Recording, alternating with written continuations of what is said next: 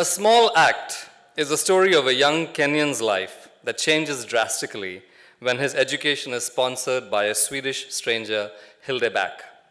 Years later, he graduates from Harvard Law School and joins the United Nations, founds his own scholarship program to replicate the kindness he once received. A documentary called A Small Act chronicles Chris Mburu's search for his benefactor, whose sponsorship allowed him to continue secondary school in Kenya. A Small Act was the opening of the Sundance Festival in 2011 and a nominee for the Emmy Awards.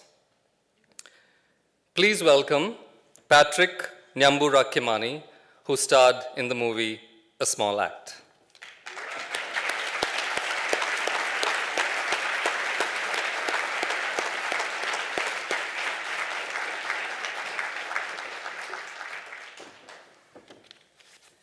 Hello, everyone. My name is Patrick Kimani, and I'm from Kenya. When my mom gave birth to me 21 years ago, two things were true about me and being born. One, I was a burden to her already troubled life, a single mother earning less than $2 a day, working in the coffee plantations and as a house help. And two, I was a conspicuous vicious cycle of poverty that had struck my family.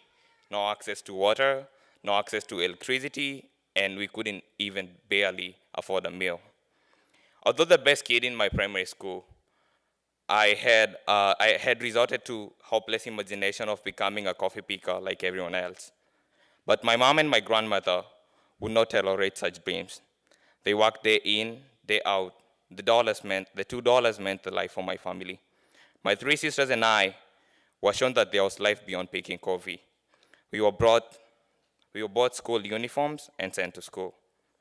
Their optimism and prayers and hope were later to surface when I was picked by a foundation called the Hildeberg Foundation to feature in their movie, a very inspiring documentary called A Small Act, and they later granted me scholarship to go to high school.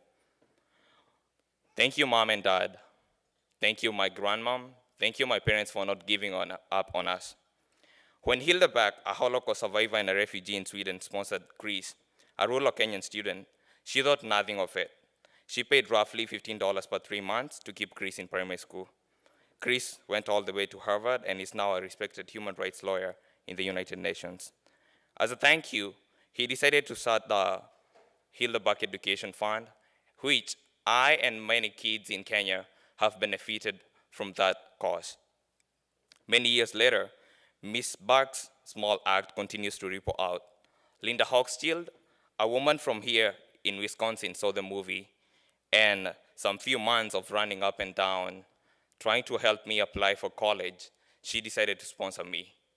I remember flying out at 10:45 p.m. after getting my visa at 4 p.m. And wow, here I am.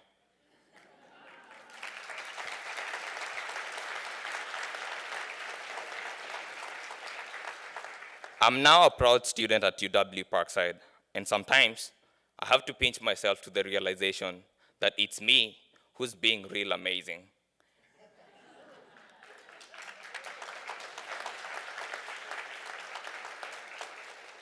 Being at Parkside has been an experience for me, new friends, new environment, especially the snow.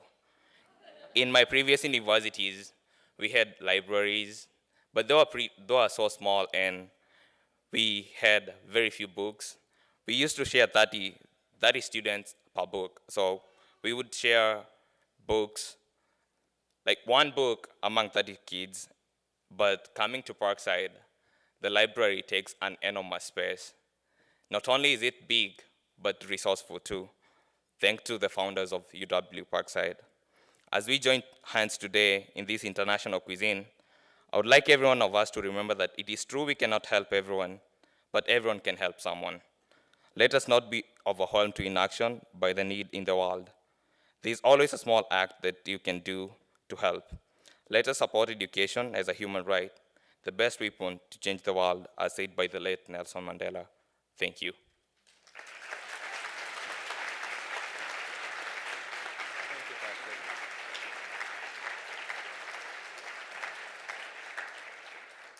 So today, that little boy from the movie, from a Small Act, is a student here at UW Parkside, and we are so proud to have Patrick Kimani in our midst. And as Patrick pursues his dreams in the US, UW Parkside wants to acknowledge and thank Mrs. Linda Hochschild and her family, whose small act led Patrick to being here with us today and for making his dream possible. Would the Hochschild family please stand up for a round of applause?